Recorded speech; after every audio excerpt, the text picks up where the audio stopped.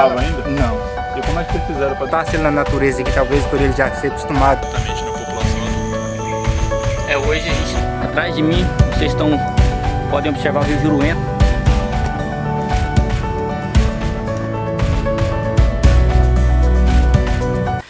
E aí, pessoal, tudo beleza? A gente está numa saga para buscar um filhote de arpia no município de Colniza. A SEMA pediu para o pesquisador Everton Miranda resgatar um filhote de arpia. E saímos ontem por volta de 1h da tarde de Alta Floresta. Estamos aqui a caminho da cidade de Colniza. Nossa previsão era de chegar em Colniza por volta de meia-noite. No entanto, a gente teve um imprevisto na estrada. Havia 2 caminhões, como vocês podem ver aí, que estavam atravessados no meio da estrada. E a gente tentou encontrar outros caminhos, porém, infelizmente não conseguimos. Tivemos que dormir aqui nessa vilinha, Vila Nova Esperança, no município de Cotriguaçu mesmo. Agora a gente levantou, já são mais ou menos 8 horas da manhã, e a gente vai dar seguimento à nossa viagem. Vamos ver se a gente consegue encontrar esse filhote ainda hoje, para voltar para a cidade de Alta Floresta, talvez na segunda-feira. Levar esse filhote para o município de Cotriguaçu, onde ele vai ser reabilitado para ser solto novamente. Aquele lá que nós vimos com um sítio bem, né? Comido,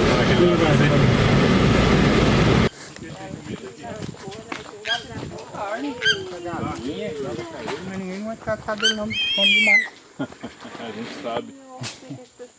A gente já soltou. Nós ficamos sabendo que não, ele é uma arpia. A gente sabe que ele está assim, muito em extinção, né?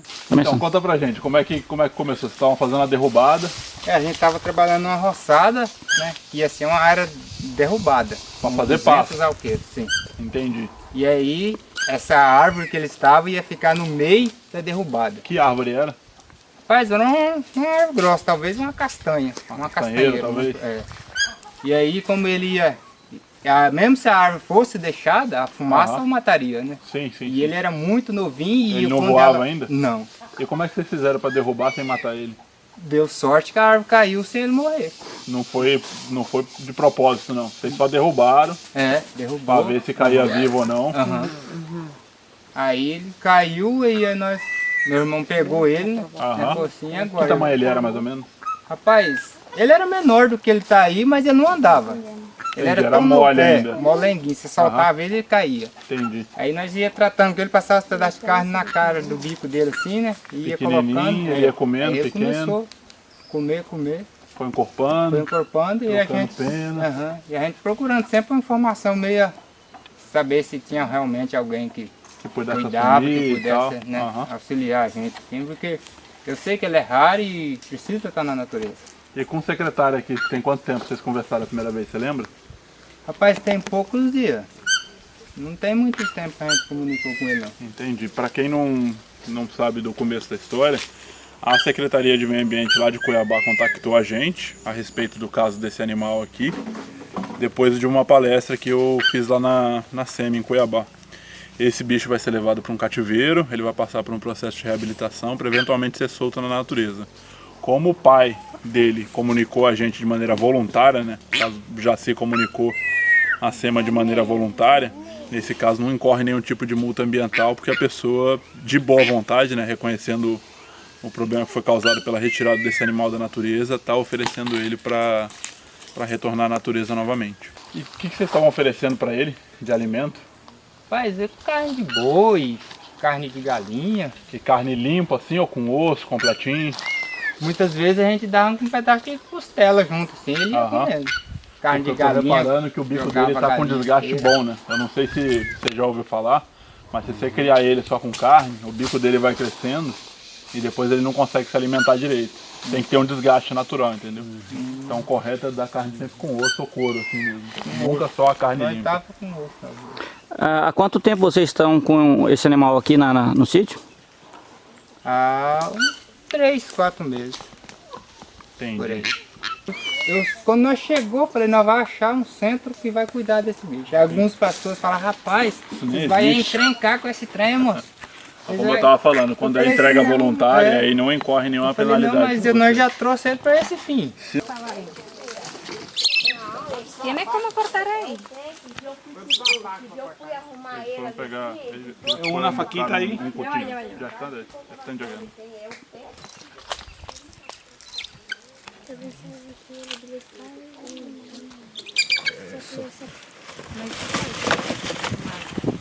Não, isso faz.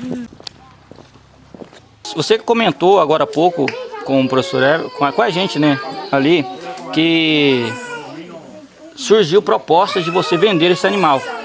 E o que te levou a não fazer isso? Primeiro porque a gente sabe que o tráfico de animais silvestres é crime, né? Sim. E como ele era uma ave rara, talvez ele aí para fora aí alguém podia desfrutar desse tipo de clandestinidade. Sim. Então a gente propôs sempre encontrar alguém que pudesse tomar conta dele, porque como a gente se soltasse ele na natureza aqui, talvez por ele já ser acostumado com pessoas, poderia talvez virar um alvo, né, de caçadores ou qualquer outra coisa. E aí nós propôs entregar ele nas mãos de quem pudesse realmente conduzir na natureza.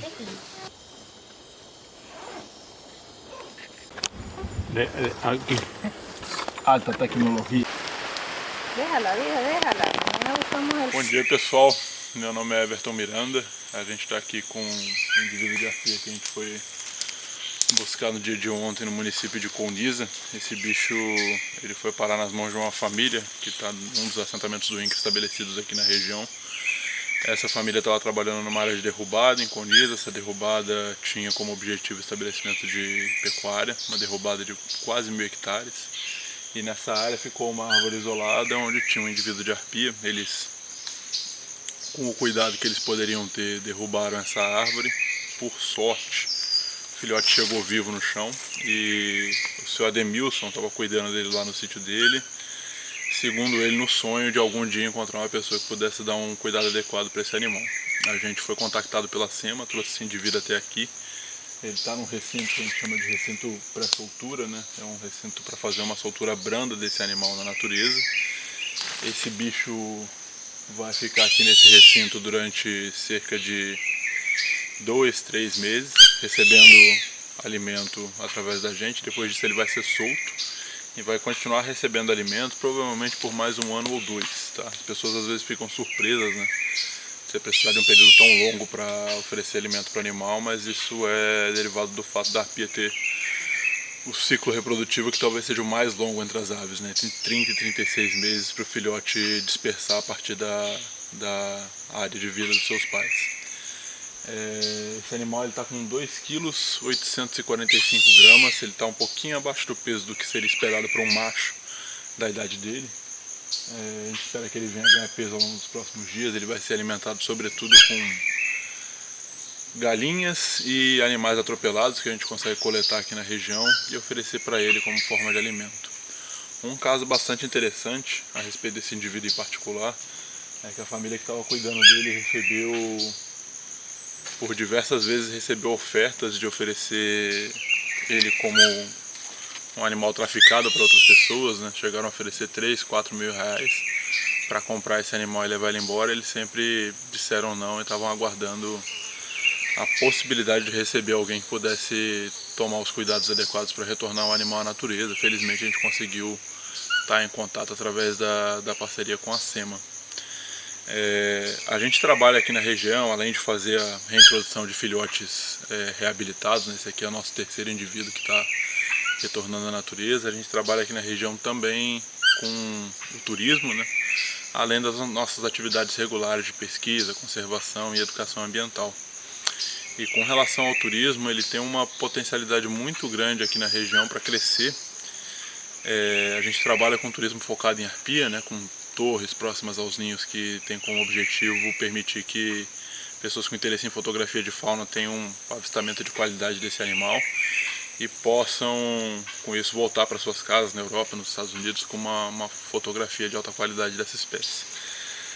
Nesse modelo de turismo que a gente implementa aqui, além de oferecer a possibilidade de um avistamento de qualidade desses bichos, a gente oferece também uma contrapartida financeira para o dono da propriedade, por cada turista que visita a área, e também oferece um número de contrapartidas financeiras para a população local, né, que vem através da recompensa que é dada pelo encontro de um ninho. A gente oferece uma recompensa de R$ 500 pelo encontro de um ninho, e a gente também emprega a mão de obra local em diversos processos, por exemplo, para dirigir nossos veículos, para abertura de trilhas, para construção e para o desmonte das torres.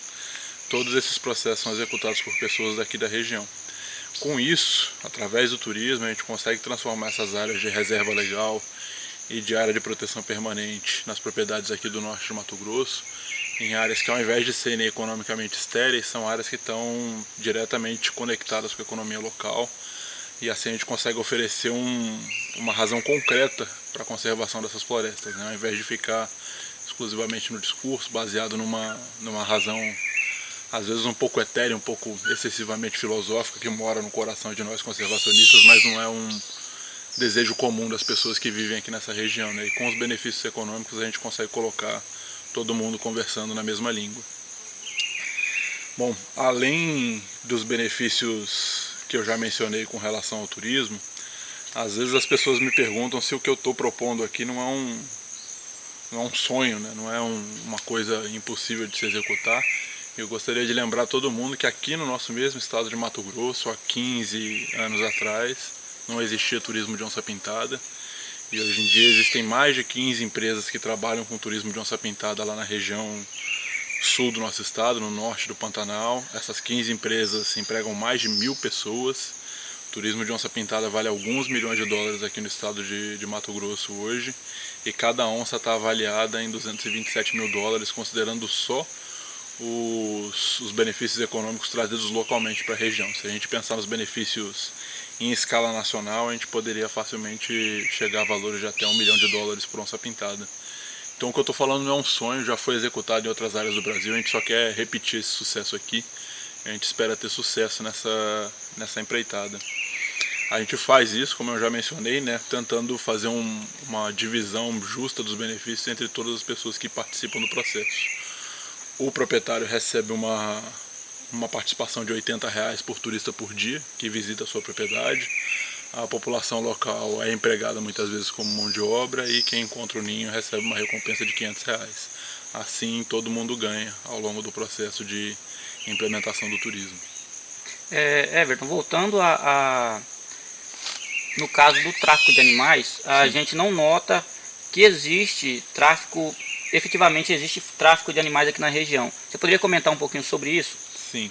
Então, aqui na nossa região, aquele tráfico tradicional que a gente observa, relacionado, por exemplo, a um comprador estruturado que vem e oferece dinheiro para as pessoas mais pobres para removerem ninhos, principalmente pistacídeos, né, que são aves bastante atraentes, os papagaios, araras, que são vítimas frequentes do tráfico. Isso aqui não ocorre na nossa região, principalmente por ser uma região onde os níveis de pobreza são bem moderados e onde você tem teria pouca penetração de gente com esse tipo de atitude, né? Então eu, pessoalmente, nunca entrei em contato com o caso de uma arpia estar sendo vendida nessas condições, né, para alguém que tem interesse em traficar esses animais. Quando a gente ouve de pessoas que estão com arpia em casa e receberam propostas, via de regra a gente está falando de pessoas de mais poder aquisitivo, que consideram o animal muito bonito e gostariam de tê-lo em casa, mas não se refere a tráfico de animais silvestres realmente estruturados, né? Evidência disso é que em qualquer cidade aqui do norte do Mato Grosso, você anda dentro da cidade, você vê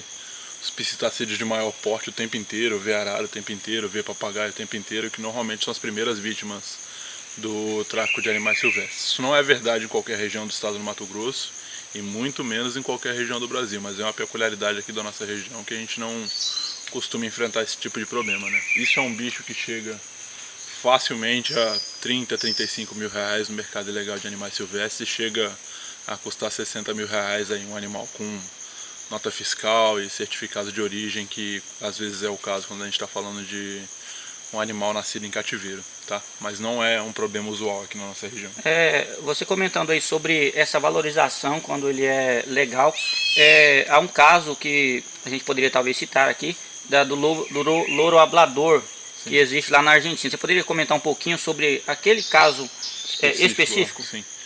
O bicho que o Eudiri chamou agora de louro hablador é o mesmo bicho que a gente chama aqui no Brasil de papagaio verdadeiro, né? Esse bicho que é muito querido por muitas pessoas como pet, porque é um animal que aprende a imitar a voz humana. Então, por causa disso, é um animal muito popular, né? Em cativeiro aqui no Brasil e em várias partes do mundo. A Argentina teve um problema gravíssimo de tráfico dessa espécie, né? Sobretudo ilegal, onde saíam da Argentina anualmente mais de 20 mil indivíduos que a gente conseguia contar, mas isso aí algumas décadas atrás. E como o processo de substituição do tráfico de animais silvestres, né, os pesquisadores argentinos estabeleceram lá uma iniciativa de comércio dessa espécie, mas de um comércio legal, baseado em manejo. Como é que funciona um comércio legal de uma espécie de ave como essa, baseada em manejo? Ele se refere essencialmente a usar o ciclo reprodutivo desses animais, que tem suas características específicas próprias que permitem a execução do manejo. No caso do papagaio falador, do papagaio verdadeiro, Amazônia estiva, esses animais eles colocam 3 ou 4 ovos, certo? No seu processo de nidificação. E esses ovos eles são postos com uma diferença de alguns dias entre eles. Quando o primeiro nasce, os adultos já começam a alimentá-lo e, obviamente, o último indivíduo a nascer, que nasceu com alguns dias de diferença para o primeiro, ele fica muito menor. Esse animal, normalmente, na natureza, ele tem uma probabilidade de morte muito, muito alta, certo? Normalmente não chega à idade adulta. Ele é um indivíduo que recebeu menos alimento, que vai ter, em todos os sentidos, menos chances de sobreviver até a idade adulta quando comparado com seus irmãos. Então eles organizaram as comunidades locais, os indígenas, as comunidades rurais para monitorar os ninhos. Monitorando os ninhos, se anilhava todos os filhotes e se pegava esse filhote menor, esse terceiro ou quarto indivíduo nascido, que ia ser comercializado junto a pessoas que querem ter esses bichos como pet na Europa e nos Estados Unidos, o que é um mecanismo, né, para a gente contornar os problemas do tráfico e criar uma solução legal para comercializar esses animais de maneira sustentável, né, de maneira que não venha causar prejuízos para as populações naturais da espécie e ao mesmo tempo revertendo benefícios econômicos para as populações da região. Você hoje tem desenvolvido um trabalho muito bonito aqui na região.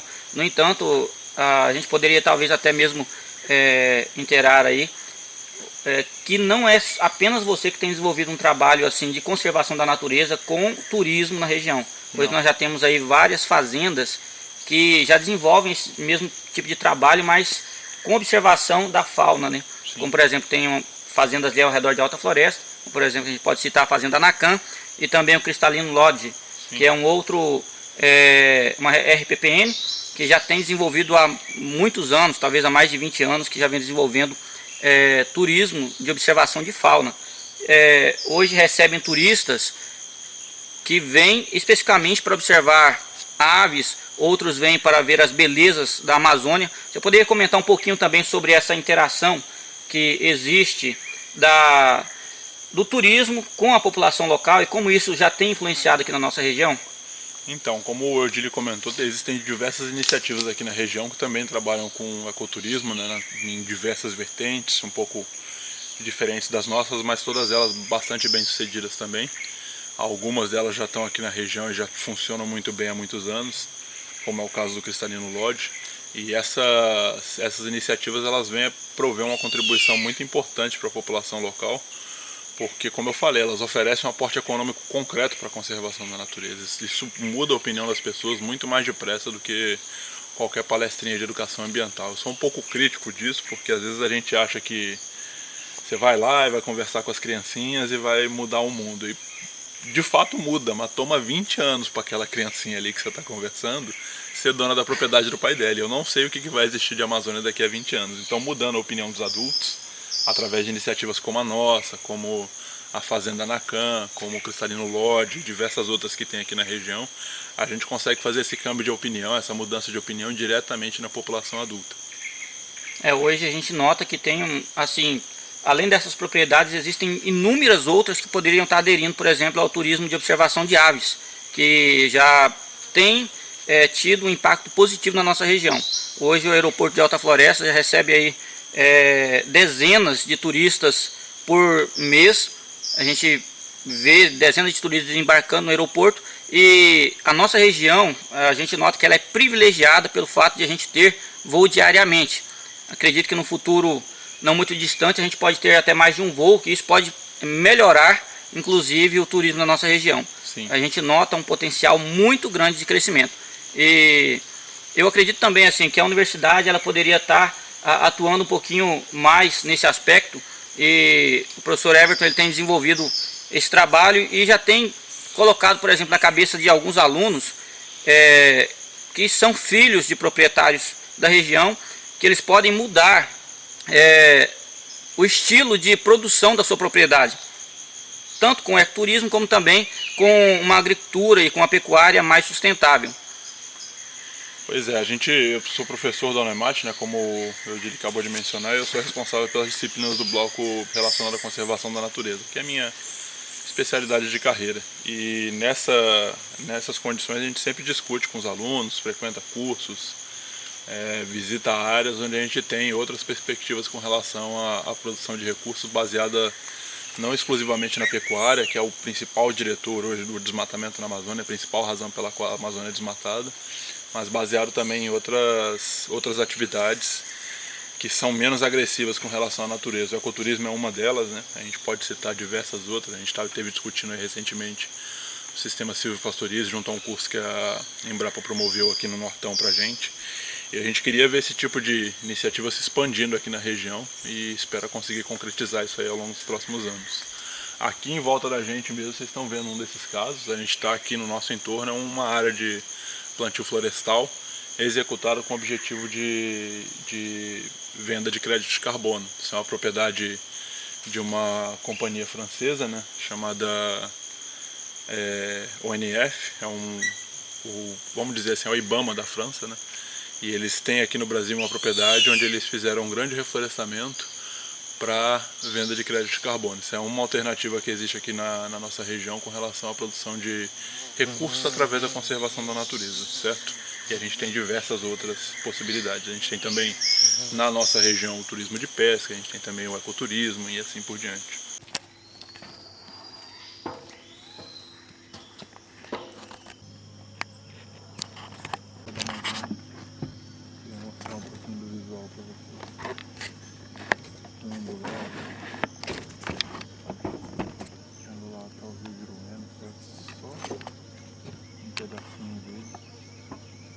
Várias ilhas nesse ponto, mais ou menos uns 4 km de lagoa.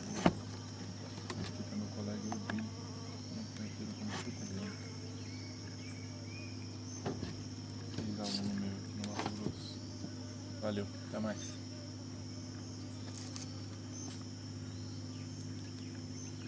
Tirei hoje a manhã para vencer os meus medos. Estou a 32 metros de altura sobre o dossel da floresta, observando uma beleza sem igual, em plena Amazônia. Atrás de mim vocês podem observar o rio Juruena. A gente vai mostrar, fazer algumas tomadas para vocês verem melhor, mas é uma beleza que a gente não pode explicar. Lindo demais, era um sonho observar o dossel da floresta em cima de uma plataforma como esta, e hoje nós estamos realizando esse sonho. A gente consegue ver inclusive animais aqui de cima e aves também. A gente vai tentar filmar algum para mostrar para vocês. Sorria. Eu adoro quando o Eudílio fala animais e aves, porque parece que as aves não são animais.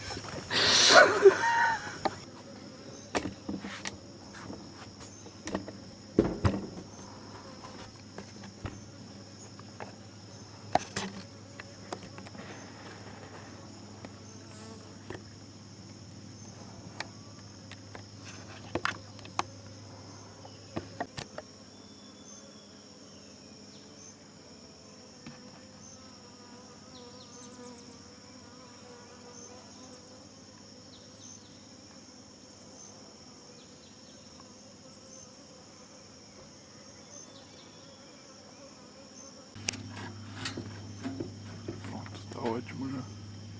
Olha para você ver o quanto isso é alto. 32 metros de altura. Coisa demais. Bora lá, né?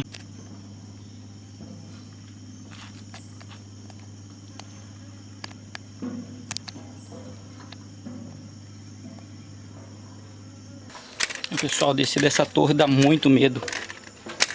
Subir é fácil, porque a gente olha sempre pra cima, mas descer dá medo, porque a gente tá olhando pra baixo e vê o chão. E a gente vê quanto ela é alta. Assustador. Mas já venci o medo. Eita lasqueira. Quase caí. Bem, pessoal, depois de um final de semana incrível, esse resgate realizado com sucesso, graças a Deus, nós estamos voltando embora para Alta Floresta, voltando para nossa casa. Passamos o final de semana aqui inteirinho sem energia elétrica na fazenda São Nicolau. Deu um raio no sábado à noite, choveu muito aqui, caiu um raio bem próximo da gente e ficamos sem energia e também sem internet, né? Porém, foi um final de semana incrível, uma experiência para mim que não há dinheiro que pague. Sinceramente, eu estou emocionado por ter passado uma experiência como essa, por ter tido uma experiência como essa. É uma experiência que eu gostaria que muitos de vocês tivessem, porém espero que apreciem esse vídeo, esse documentário, esse pequeno momento que nós passamos aqui na Fazenda São Nicolau, ao lado do professor Everton e de alguns amigos também. Foi incrível poder resgatar essa arpia, foi incrível poder visitar algumas áreas aqui também. E certamente nós teremos muitos vídeos legais a partir de agora. Fiquem com Deus e até uma próxima.